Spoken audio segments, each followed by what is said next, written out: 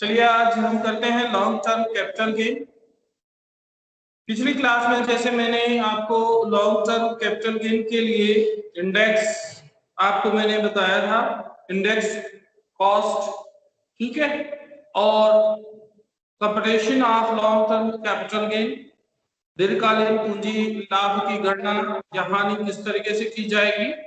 इसमें जब हम कैलकुलेशन करेंगे तो दो मुख्य बात होंगी, दीर्घकालीन पूंजी लाभ की गणना करना होगा और दूसरा माइक दीर्घकालीन लाभ की जाती है पर प्राप्त शुद्ध प्रतिफल consideration, full consideration of sale process of assets, इसकी वैल्यू ली जाती है और उसमें से जो ट्रांसफर और सेलिंग एक्सपेंसेस हैं उसको माइनस कर देते हैं तो नेट कंसिडरेशन आ जाता है। इसमें जो index cost of equations, index cost of improvement, इसको माइनस कर दिया जाएगा तो आपका ग्रॉस कैपिटल गेन आपका निकल आएगा। जब हम टैक्सेबल लॉन्ग टर्म की कैलकुलेशन करते हैं तो उसमें जो एग्जम्पशंस हैं आईटी एक्ट के अंतर्गत under section 54, 54D, 54EC, 54A, 54G, 54, इनको हम एग्जम्पशन को माइनस करते हैं तो टैक्सेबल कैपिटल गेन आता है। अब इसमें इंडेक्स कॉस्ट जैसे कि पिछली क्लास में हमने चर्चा कर चुके हैं और इसके बारे में मैंने आपको चार्ट बता दिया था। 2001-2002 आपका बेस ईयर होगा जहां पर 100 उसका इंडेक्स होगा और ईयर वाइज आपको मैंने नोट कराया था इंडेक्स। वैसे जनरली क्वेश्चन उसमें इंडेक्स जो है वो दिए होते हैं, उसके आधार पर आपको न्यूमेरिकल सॉल्व करना होता है। आज इससे रिलेटेड हम कुछ क्वेश्चन जो हैं वो सॉल्व करते हैं। पहले क्वेश्चन यदि आप राइट डाउन करने के लिए तैयार हैं तो क्वेश्चन नोट करें। योगेश के पास एक मकान है, क्वेश्चन नोट करेंगे। योगेश के पास एक मकान है जो रहने के किराए पर उठाया हुआ है। उसने यह मकान 2008-9 में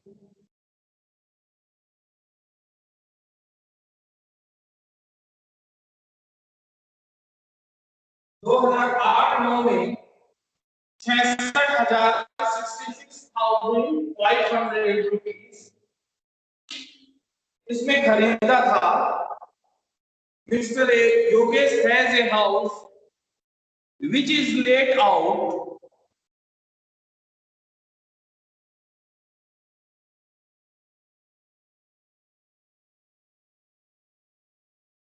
for residential purpose. He had purchased this house for 66,500 rupees in 2008-9। इस मकान को उसने 15 जून 2019 को 5,99,700 रुपए में बेच दिया। He sold this house on 15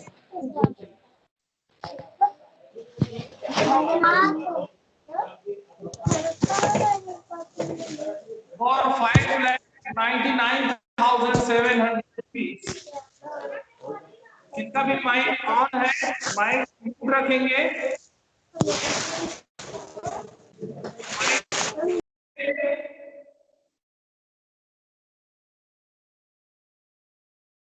उसने 2008-9 में कुछ आभूषण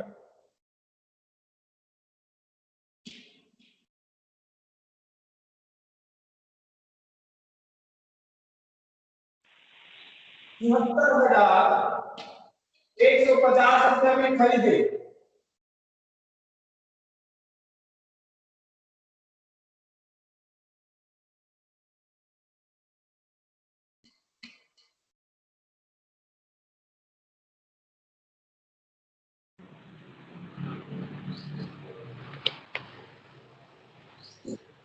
He sold this house, sorry, he had purchased some jewelry in 2008-2009 for 73,150 rupees. On 22 February 2020,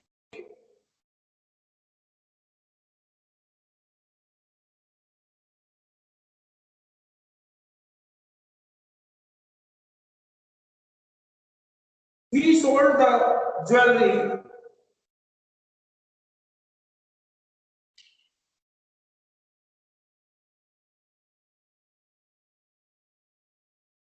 ₹6,65,600। 22 फरवरी 2020 को उसने यह आभूषण 6,65,600 में बेच दिए। आपको कर निर्धारण वर्ष 2020-21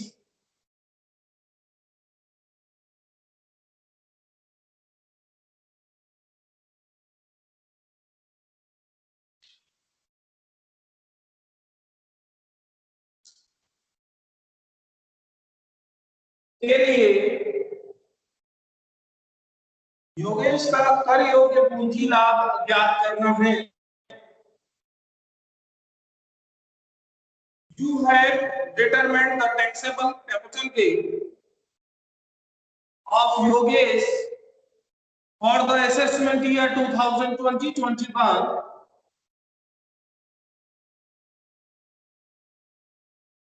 लागत स्फीति सूचकांक निम्न है। लागत स्फीति सूचकांक cost influence index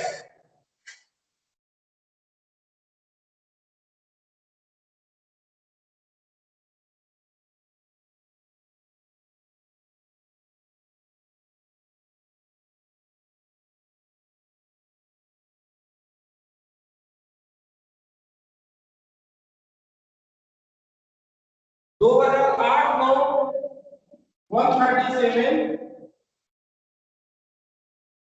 2019-20 289। Cost influence index are 2008-9 137 and 2009-19-20 289।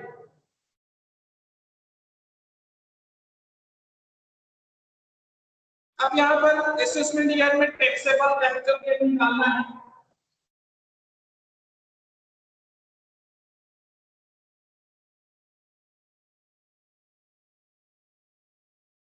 ठीक है मिस्टर योगेश का। अब यहाँ पर हम दो चीजें हैं।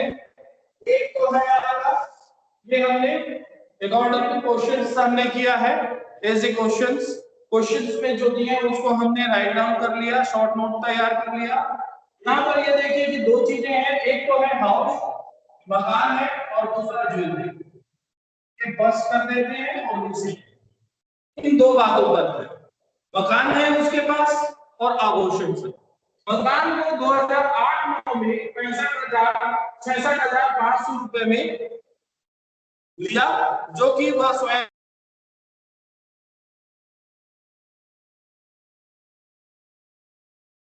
दूसरा जो है ज्वेलरी का है, ठीक है, आभूषण के लिए जो कि 2008-9 में 73,150 रुपए में खरीदा अब यहाँ पर जो हाउस है 66,500 रुपए में, इसको उन्होंने 15 जून 2019 को 5,99,700 रुपए में बेच दिया।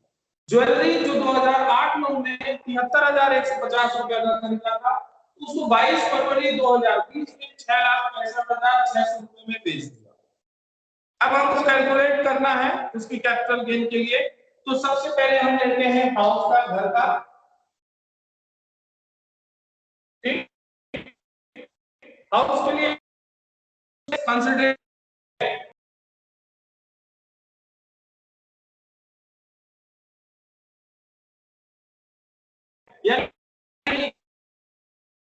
कितने में वो, ये है 5 लाख हो जाएगा।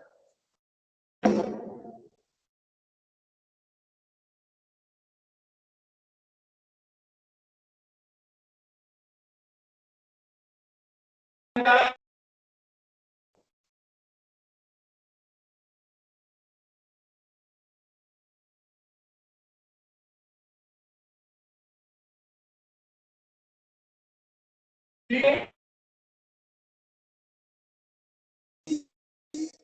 और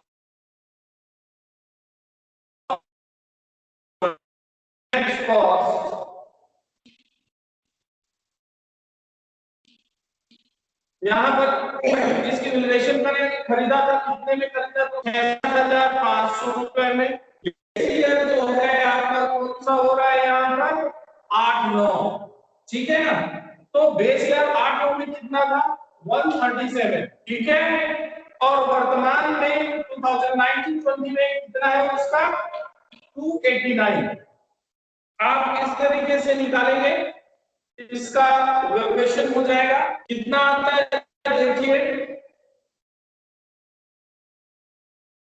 1,40,200 करेंगे है कि वर्तमान में जो 66,500 रुपए का जो मकान लिया था, जो कि स्वयं रेसिडेंस के लिए था, ठीक है, उसकी वैल्यू जो है के अनुसार से कितना हुआ, 1,40,281। इसको माइनस कर देंगे तो ये लॉन्ग टर्म है 2008-9, ठीक है, और उसके बाद क्या है 19-20, तो ये लॉन्ग टर्म कैपिटल है।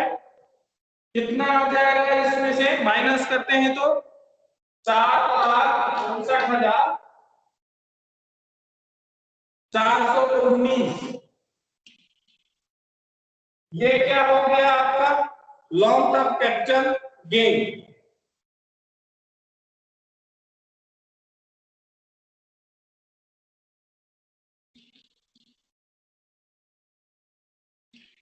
ओके, ये आपका फर्स्ट हाउस का हो गया। इसी तरीके से आप क्या करेंगे, ज्वेलरी के लिए करेंगे। ज्वेलरी कितना है, ज्वेलरी का आप देखें सेल्स कंसिडरेशन कितना है,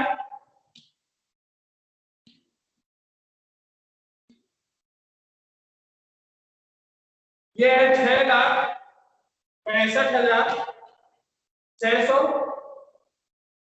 माइनस करेंगे नेक्स्ट कॉस्ट,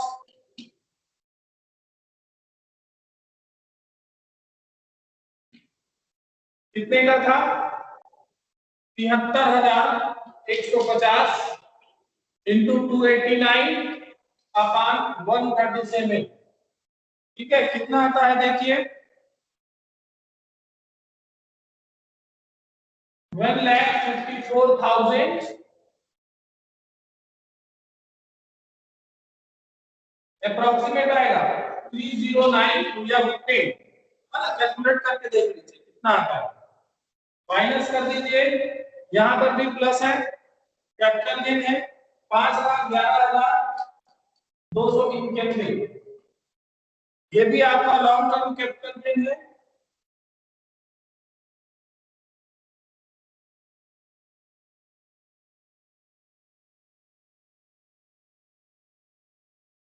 ठीक, अब ये आप टोटल कर दीजिए,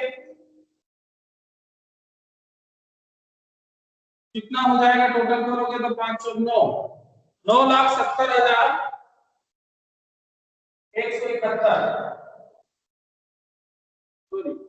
की 10, 110, 710, ये लॉन्ग टर्म कैपिटल गेन हो गया। समझ में आया?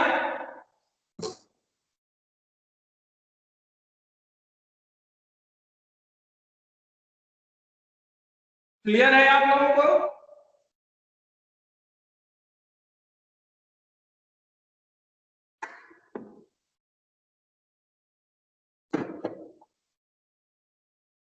क्लियर है आप लोगों को? Yes sir. अब हम आगे बढ़ते हैं इसी में। इंडेक्स कॉस्ट इंप्रूवमेंट्स, सुधार की सूचकांकित लागत। तो सुधार की सूचकांकित लागत जो है, करदाता द्वारा संपत्ति प्राप्त करने के बाद यदि उसके सुधार इंप्रूवमेंट पर कोई व्यय किए जाते हैं तो उससे संपत्ति की उसकी उपयोगिता, उसकी मूल्य में क्या होती है? वृद्धि होती है। मेंटेनेंस हम जब करते हैं, इंप्रूवमेंट करते हैं, है ना? तो यहाँ पर सुधार की जो पूंजी लागत कि जब हम लाभ की गणना करते हैं तो उस समय आपको ध्यान में रखना होता है। इस संबंध में ये काफी महत्वपूर्ण हो जाता है कि भाई उसकी जो सूचकांक लागत है, इंडेक्स, वो ज्ञात होना चाहिए, मालूम होना चाहिए, और उसके अनुसार से उसका इंप्रूवमेंट को क्वेश्चन में आपको इंडेक्स दिया रहेगा। तो सरल रूप में सुधार की जो सूचकांकित लागत है उसको जब हम ज्ञात करते हैं इंडेक्स कॉस्ट की, तो उस समय हम क्या करते हैं, जो मेंटेनेंस हो रही है या इंप्रूवमेंट हो रही है उसको हम गुणा कर देते हैं, इंटू कर देते हैं जिस वर्ष में वो ट्रांसफर होता है उसका इंडेक्स कॉस्ट से, और जिस वर्ष से उसको इंप्रूवमेंट किया गया है उस वर्ष के कॉस्ट इंडेक्स से उसको डिवाइड कर देना है। तो आपको इंडेक्स कॉस्ट इंप्रूवमेंट निकल आएगा, यानी सुधार की सूचकांकित लागत जो है वह ज्ञात हो जाएगी। तो इसके लिए जो मैंने आपको पहले बताया था स्टेप, आपको उसी तरीके से करना है, ठीक है? सेल्स प्रोसेस जो होता है कंसिडरेशन यानी उसका विक्रय, उसके साथ में उसके इंडेक्स निकालेंगे और साथ में उसका इंप्रूवमेंट का जो कॉस्ट इंडेक्स है वो निकालेंगे और उसको माइनस कर देंगे तो ये निकल आएगा, ठीक है? तो पूंजी लाभ जो शीर्षक है इसके अंतर्गत जो मुख्य बातें हैं उसको आपको ध्यान में रखना होगा कि पूंजी लाभ की गणना के संबंध में जिन शब्दों का यहाँ पर उपयोग होता है उसको आपको समझना होगा। कंसिडरेशन, रिसिप्ट और रिसीवेबल यानी कि प्राप्त या प्राप्य प्रतिफल। कंसिडरेशन ऑफ लैंड बिल्डिंग यानी भूमि या भवन का प्रतिफल। ट्रांसफर एक्सपेंसेस हस्तांतरण व्यय। कॉस्ट ऑफ इक्वेशंस यानी प्राप्त करने की लागत। तो इन सभी चीजों से आपको समझना होगा। 1 अप्रैल 2001 संपत्ति के संबंध में जो विशेष प्रावधान है, यदि संपत्ति करदाता के ने 1 अप्रैल 2001 के पूर्व प्राप्त की है तो 1 अप्रैल 2001 को मूल्य या उसकी मूल लागत जो दोनों में अधिक होगा प्राप्त करने की लागत मानी जाएगी। जैसे कि कल हमने इंडेक्स बताया था आपको, बेस 2001 बेस ईयर दिए थे 100। अब यदि मान लीजिए वो 2001 के पहले का है तो ऐसी स्थिति में आपको क्या करना होगा, उसके लिए आपको यहां पर ध्यान रखना होगा। यदि वो उसके पूर्व लेता है और 1 अप्रैल 2001 को उसका मूल्य या उसकी मूल लागत, ठीक है, दोनों में से जो अधिक होगा उसको लिया जाएगा, उसकी लागत मानी जाएगी। 1 अप्रैल 2001 के पूर्व किए गए सुधार व्ययों को ध्यान में नहीं रखा जाएगा, जो कि इंप्रूवमेंट के लिए यदि लेता है वो तो 2001 के पहले है, ठीक है? तो यहां पर कहने का ये अभिप्राय है यहां पर कि जो लागत में शामिल नहीं होगा उसको नहीं लिया जाएगा, और प्राप्त करने की जो सूचकांकित लागत है वह 2001-2002 के सूचकांकित आधार 100 के आधार पर ज्ञात किया जाएगा। यानी कि जो इंडेक्स बेस जो होगा उसके आधार पर आपको ज्ञात करनी होगी।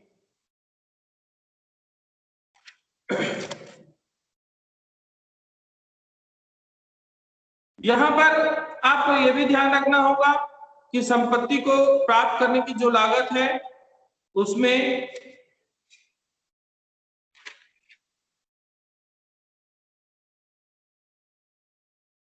अब हम ये देखते हैं कि जो पूर्व स्वामी की लागत है, यदि हस्तांतरणकर्ता ने संपत्ति स्वयं नहीं क्रय की गई है और उसे हस्तांतरित संपत्ति उसका उत्तराधिकारी है या उपहार है, वसीयत है, भेंट है, परिवार में विभाजन है यानी कि बंटवारा वगैरह होता है, तो ऐसे समय में जो संपत्ति प्राप्त करने के व्यय और सुधार पर जो व्यय होंगे उसके टोटल को लागत मानी जाएगी। लेकिन 1 अप्रैल 2001 के पूर्व में सुधार व्यय किए गए हैं तो उसको कैलकुलेशन में नहीं लिया जाएगा। इंप्रूवमेंट कॉस्ट जो होगा यदि करदाता द्वारा संपत्ति को प्राप्त करने या निर्माण करने के बाद उसके विस्तार के लिए, उसके फैलाव के लिए या उसका मेंटेनेंस के लिए या उसको नवीनीकरण के लिए, इनोवेशन के लिए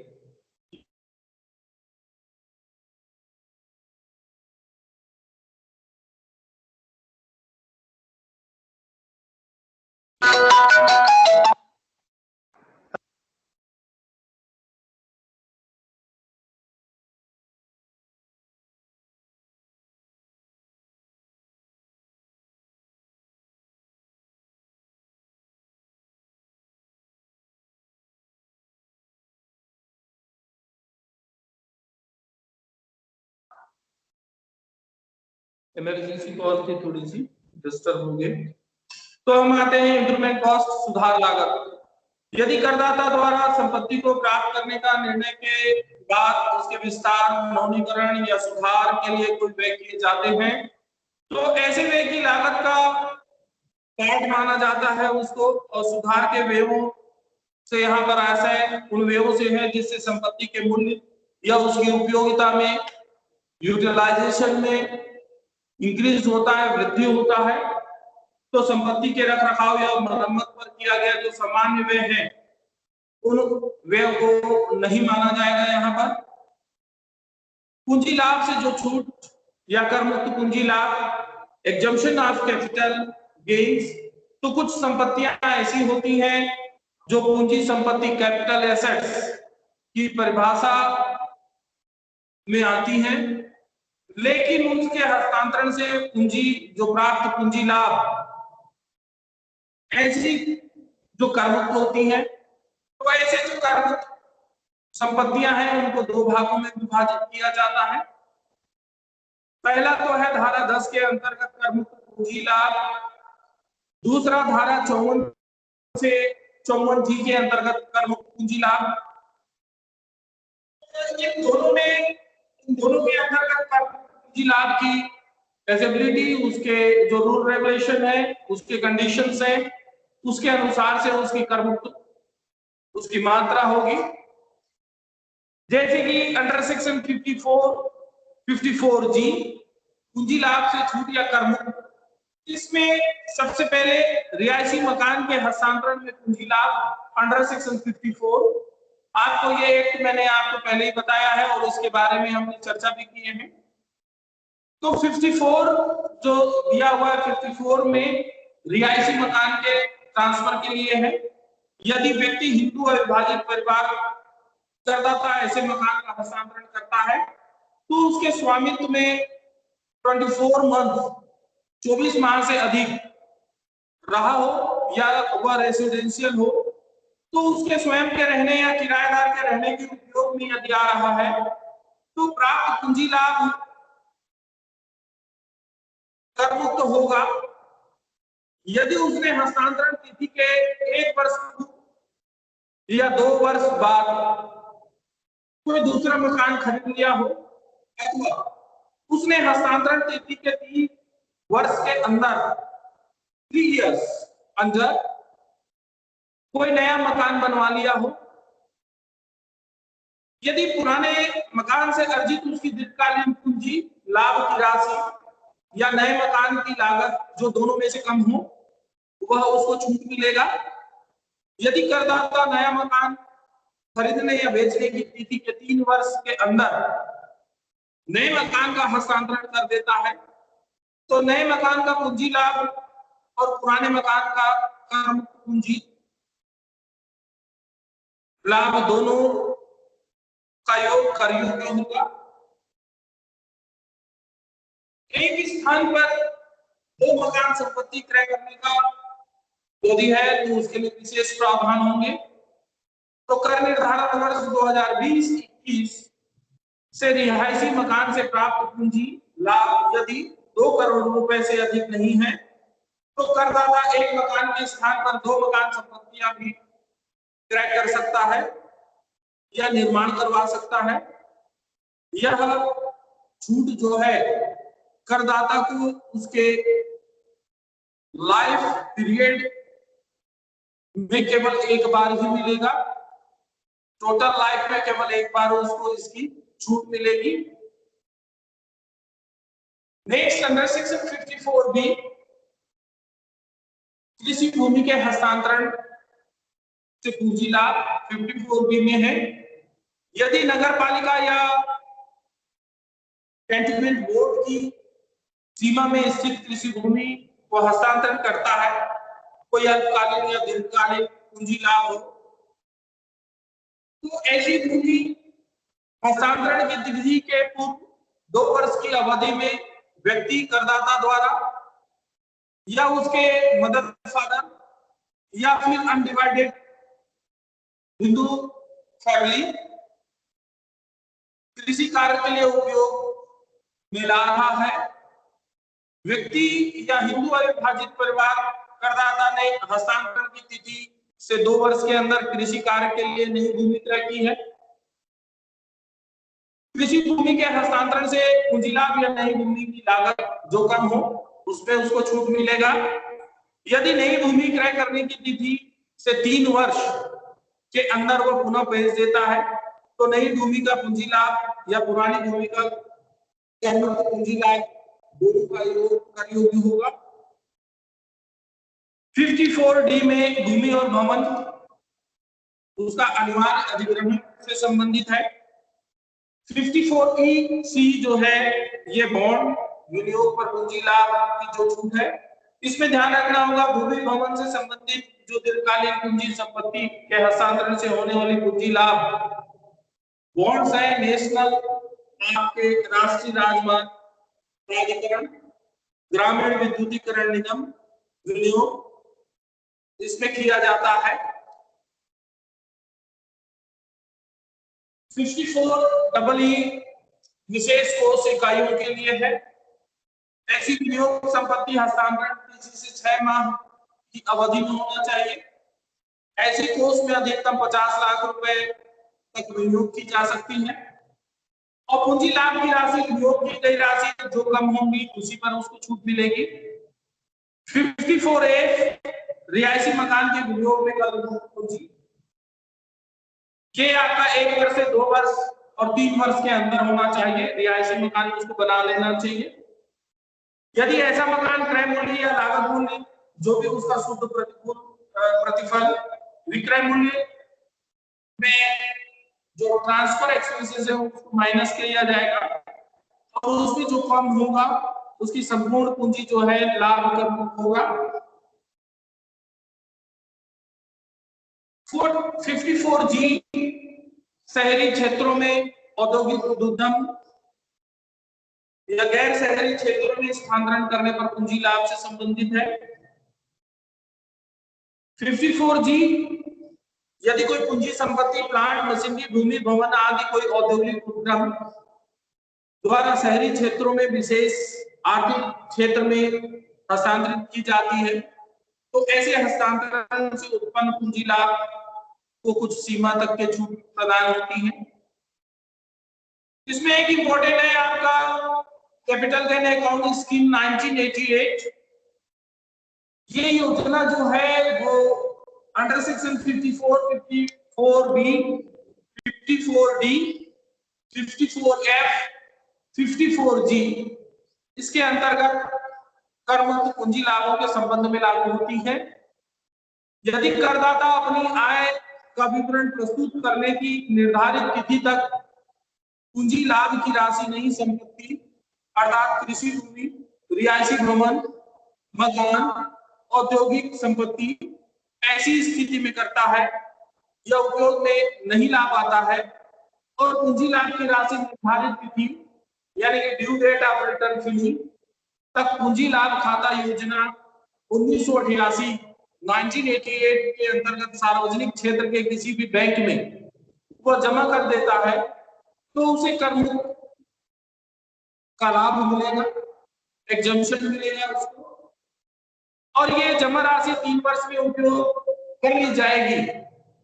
यदि 3 वर्ष में यह राशि नए मकान क्रय करने के लिए उपयोग नहीं कर सकता है तो ऐसी अवधि में जिस गत वर्ष में समाप्त होता है उस वर्ष का दीर्घकालीन पूंजी लाभ उसको माना जाएगा। ये कुछ नॉर्म्स हैं जिसको कि आपको ध्यान में रखना होगा कैलकुलेशन करते समय। अल्पकालीन और दीर्घकालीन पूंजी लाभ की जब आप गणना करेंगे तो एक बार मैं फिर आपको फॉर्मेट बता देता हूं और इसके बाद हम दोनों के मिले जुले क्वेश्चन जो हैं वो सॉल्व करेंगे। तो पूंजी लाभ में महत्वपूर्ण जो बातें हैं, इंपॉर्टेंट पॉइंट्स आपको ध्यान में रखना होगा जब आप क्वेश्चन सॉल्व करेंगे। तो न्यूमेरिकल सॉल्व करते समय पूंजी लाभ शीर्षक के अंतर्गत कर योग्य आय की गणना जब आप करें तो उस समय आपको इन विशेष बातों का ध्यान रखना होगा। वर्ष 2020-21 के लिए असेसमेंट ईयर 2020-21 के लिए सबसे पहले जैसे कि हमने अल्पकालीन पूंजी लाभ शॉर्ट टर्म कैपिटल गेन, तो इसमें भूमि, भवन, प्लांट जो भी है करदाता के पास 24 माह या इससे कम रहा हो तो उसको हम अल्पकालीन मानते हैं। दूसरा इसमें यह है कि जो संपत्ति का विक्रय मूल्य या हस्तांतरण प्रतिफल जो होगा उसमें विक्रय हस्तांतरण में संपत्ति के क्रय मूल्य या उसकी मूल लागत और संपत्ति का सुधार व्यय इसको माइनस करेंगे। दूसरा दीर्घकालीन पर जब हम आते हैं तो 24 माह से ऊपर होना चाहिए यानी कि 2 साल से अधिक का है तो उसको दीर्घकालीन माना जाएगा।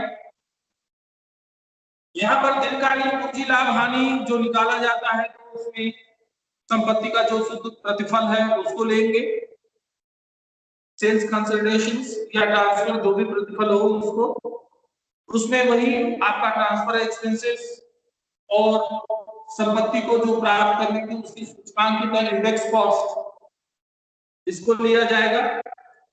आपको दो चीजें ध्यान रखनी होगी इंडेक्स में, 2001-2 में 100 है, 2019-20 में 289, ये आपको याद हो जाना चाहिए। जनरली कई बार क्वेश्चन में ये नहीं दिया होता है और जो मिड के जो सेशंस होते हैं उसकी वैल्यू दी होती है तो उस समय आपको ये ध्यान होना चाहिए आपका बेस ईयर कौन सा है और करंट ईयर कौन सा है और उसकी इंडेक्सिंग क्या है। ये दो इंडेक्सिंग आपको याद हो ही जाएंगे। बेस 2001-2 100, 2019-20 289, ये इंडेक्स। इसके आधार पर आप इंडेक्स कॉस्ट जो है वो कैलकुलेट करेंगे। इसके पश्चात जो अभी मैंने आपको विभिन्न धाराएं बताई हैं जिसके अंतर्गत जो एग्जम्पशन मिलती है उन एग्जम्पशन को ध्यान में रखते हुए आप जो कैपिटल गेन है इससे माइनस करेंगे तो इसमें टैक्सेबल कैपिटल गेन निकल जाएगा शॉर्ट टर्म लॉन्ग टर्म। ये आपका कैलकुलेशन के लिए एक ब्रीफ है। इसके अंतर्गत आपको कैलकुलेशन करनी है।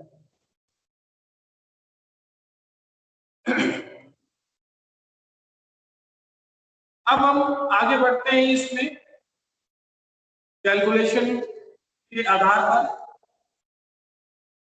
क्वेश्चन नोट करेंगे। दीर्घकालीन पूंजी लाभ के लिए ही एक क्वेश्चन हम और कर लें। आज क्वेश्चन कर लें या फिर नेक्स्ट पीरियड के लिए रखें?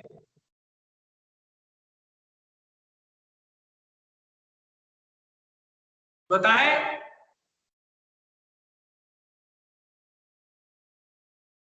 क्वेश्चंस नेक्स्ट पीरियड में करेंगे या अभी करेंगे? मेरी आवाज जैसा आपको ठीक लगे सर। हाँ, जैसा आपको ठीक लगे। नहीं आप लोग बताइए। चलिए एक क्वेश्चन नोट करेंगे, आपकी प्रैक्टिस हो जाएगी। एक करदाता ने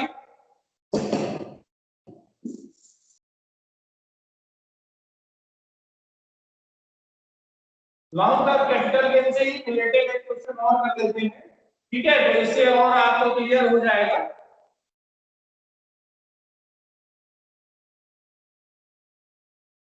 क्योंकि हमको आगे भी जल्दी बढ़ना है, सिलेबस कंप्लीट करनी है।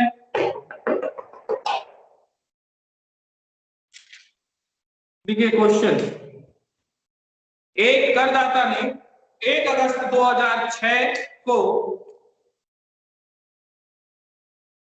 1 अगस्त 2006 को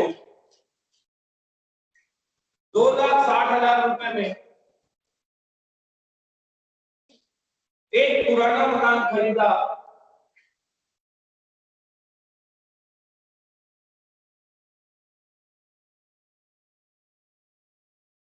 तो 2008 में इसे सुधार कर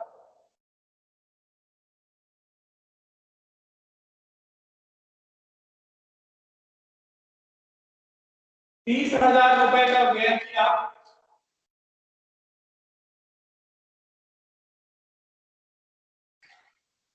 मकान 1 सितंबर 2019 को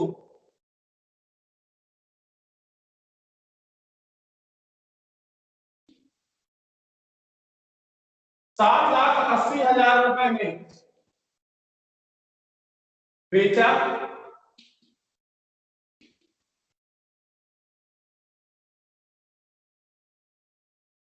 और विक्रय पर उसने कमीशन दिया 10,000 रुपए का दलाली के रूप में।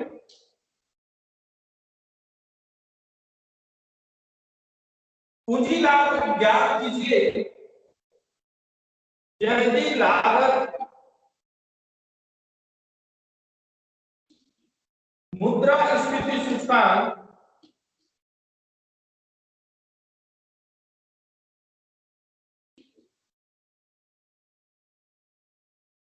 2006-7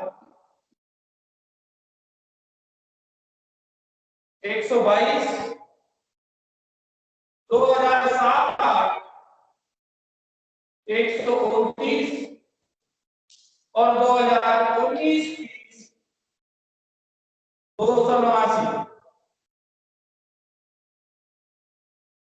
इंग्लिश मीडियम वाले लिखेंगे an excess purchase on old house for 2,60,000 rupees on 1st August 2006 and spent 30,000 rupees for its improvement in January 2008. The house was sold by him on 1st September 2019 for 7,80,000 rupees. Brokerage was paid 10,000 rupees for the transaction, compute taxable capital, compute taxable gain, cost influence index were asked under 2006-7 122, 2007-8 129, and 2019-20 289. Then calculate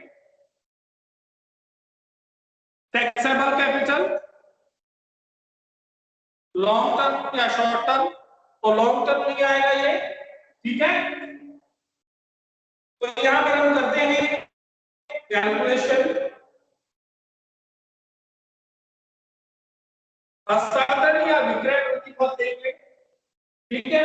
मैं दोनों में बताता हूं, इसके पहले मैंने English में बता दिया, अभी हिंदी में बता देता हूं और उसका डेवलपमेंट करते चलता हूं, ठीक है। दीर्घकालीन पूंजी लाभ या हानि की गणना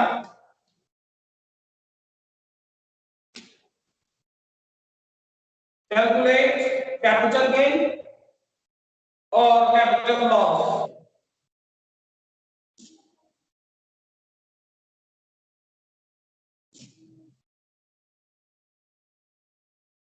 विक्रय प्रतिफल सेल्स कंसिडरेशन,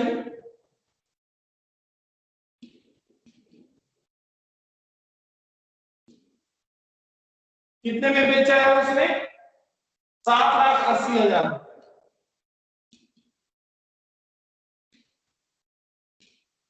ठीक है। 7,80,000 रुपए में उसने 1 सितंबर 2019 को बेचा और इसको खरीदा कब था उसने, 1 अगस्त 2016 को, ठीक है।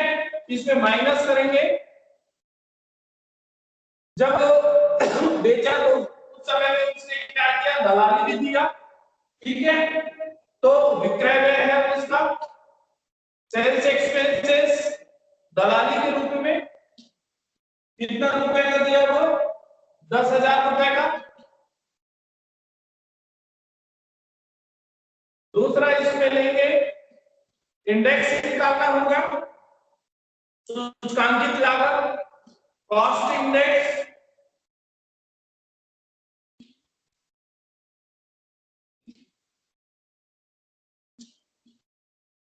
अब इसमें आप देखें कि पहले परचेस प्राइस कितने में खरीदा था, वो 2,60,000 रुपए में, ठीक है। इसके लिए फार्मूला बना लेंगे, इनटू इंडेक्स 2019-20 करेंट का, ये कितना है 289, और इसका आधार किस समय उसने खरीदा था, 6 में, 2006-7 में कितना था, 122। तो अगर आप इसका कैलकुलेशन करके निकालने कितना निकलता है, देखें 6,15,902। तीसरा है, इसमें तीसरा पॉइंट आता है, इंप्रूवमेंट किया है, सुधार 2008 में, ठीक है। तो 2008 में उसने सुधार किया, इंप्रूवमेंट, सुधार करने की सूचकांकित लागत, मैं पूरा नहीं लिख रहा हूं, सूचकांक करने की, सुधार करने की, इंप्रूवमेंट इंडेक्स कॉस्ट कितना उसने खर्च किया था, 30,000 रुपए इंटू 289 अपान कब किया था, 2008 में, यानी 7 का आया 129, ठीक है। ये इंडेक्स कॉस्ट किस तरीके से निकालेंगे, ये कितना आता है आपका 67,209, कैलकुलेट करके देख लें,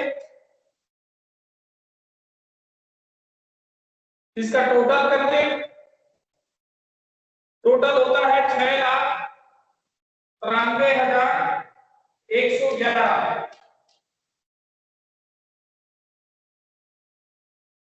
7,80,000 में 6,93,111 माइनस कर दें तो ये आएगा 86,000 889 रुपीस। ये होगा आपका दिन का पूंजी लाभ।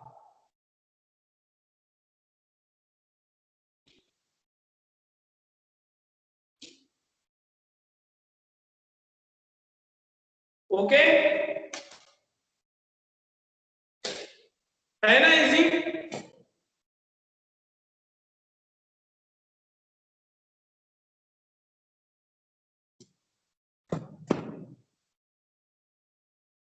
क्लियर है आप लोगों को?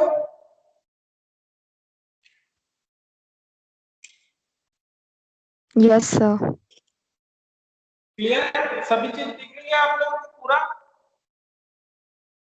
Yes, sir.